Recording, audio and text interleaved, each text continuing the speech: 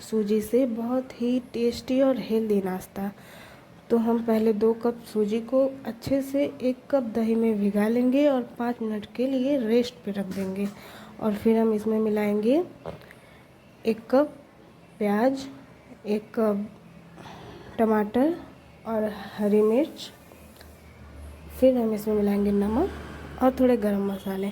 फिर हमें अच्छे से इसको मिला लेना है। अगर आपको बहुत ही बैटर गाढ़ा लगता है तो इसमें आप पानी भी ऐड कर सकते हैं। और फिर हम तवे पे ऐसे ऑयल को अच्छे से लगा लेंगे और फिर हम थोड़ा थोड़ा करके रोटी के शेप में बैटर को फैला लेंगे और अगल बगल से पलट पलट के सेक के अच्छे से इसको पका लेंगे। और देखिए दोस्तों, बहुत ही जल्दी और बहुत ही टेस्टी नाश्ता हमारा बन के तैयार है।